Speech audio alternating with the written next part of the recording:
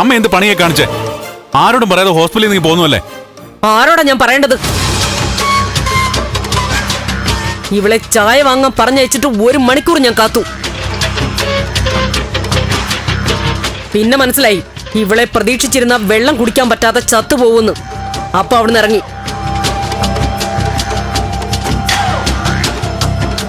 Anti 5 മിനിറ്റിനകം തന്നെ ഞാൻ ചായ വാങ്ങി വന്നിരുന്നു. പക്ഷെ റൂം തുറന്നു നോക്കിയപ്പോ ആന്റി അവിടെ കണ്ടില്ല. കള്ളത്തരം പറയാൻ നിന്നെ ആരും പഠിപ്പിക്കണ്ടല്ലോ. അത് കഴിഞ്ഞില്ല അമ്മേ, ഇനി അതൊന്നും പറയണ്ട. അല്ലല്ല, ദേവി അങ്ങനെ സംശയത്തിന്റെ മുന്നേ കൊണ്ട് നിർത്തണ്ട.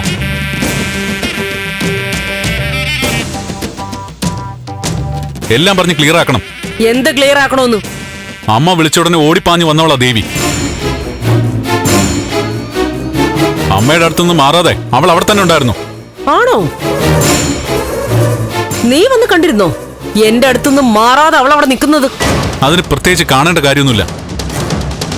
അവളെ മനസ്സിലാക്കിയാൽ മതി. ദേവി എനിക്ക് വ്യക്തമായിട്ട് അറിയാം.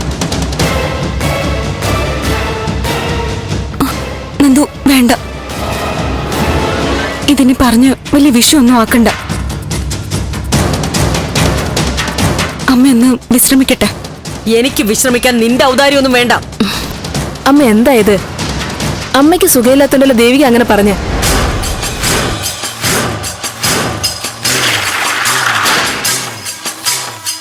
അമ്മ ഹോസ്പിറ്റലിൽ നിന്ന് എവിടേക്കാ പോയത്? ഇവിടെ പ്രധാനപ്പെട്ട ഒരു കാര്യം നടക്കാൻ പോവാ. പ്രധാനപ്പെട്ട കാര്യോ? എന്താ അത്? ബ്രഹ്മദത്തൻ തിരുമേനി വരുന്നുണ്ട്.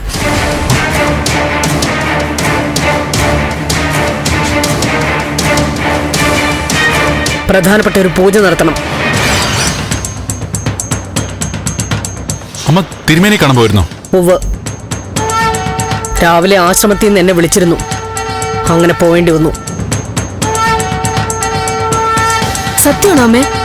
ബ്രഹ്മദത്തൻ തിരുമേനി ഇന്ന് വരുന്നുണ്ടോ? പൂജയും പ്രശ്നമൊക്കെ നോക്കുന്നുണ്ട്. ഒരുപാട് വിഷമങ്ങളുണ്ടല്ലോ ഈ വീട്ടിൽ. സിദ്ധുവിന്, എനിക്ക്, നിനക്ക്, അങ്ങനെ എല്ലാവർക്കും. അതിനൊക്കെ കാരണവും പരിഹാരവും അറിയണം. പൂജാ സാധനങ്ങളുടെ ലിസ്റ്റൊക്കെ കിട്ടിയിട്ടുണ്ട്. അതൊക്കെ വാങ്ങണം. ഒരുക്കങ്ങൾ ചെയ്യണം. അസുഖത്തിന്റെ ക്ഷീണമൊക്കെ മാറുന്നതിന് മുമ്പ് പൂജയിലൊക്കെ പങ്കെടുക്കുക എന്ന് പറഞ്ഞ കുഞ്ഞ് ആരോഗ്യം ശ്രദ്ധിക്കണം. അസുഖം പൂർണ്ണമായിട്ട് മാറിയിട്ട് പോരെ പൂജയൊക്കെ? അല്ല, ഇന്ന് തന്നെ വേണം. പൂജയൊക്കെ കഴിയുമ്പോ ഒരു സമാധാനം കിട്ടും.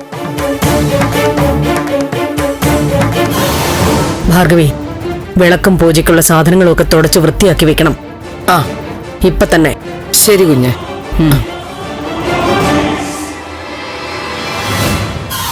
ഞാൻ സിദ്ധുവിനെ കണ്ടിട്ട് വരാം.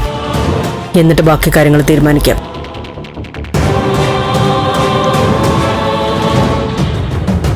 വയ്യാതെ കിടക്കുന്ന ഒരാള് ആരോടും പറയാതെ ഹോസ്പിറ്റലിൽ നിന്ന് പോവാന്ന് പറഞ്ഞ? അത് വിട്ടേക്കടാ. അമ്മ ആശ്രമത്തിൽ പോയതല്ലേ. ബ്രഹ്മദത്തൻ തിരുമേനി വരട്ടെ, ചിലപ്പോ അതോടെ എല്ലാം നേരെയാവും.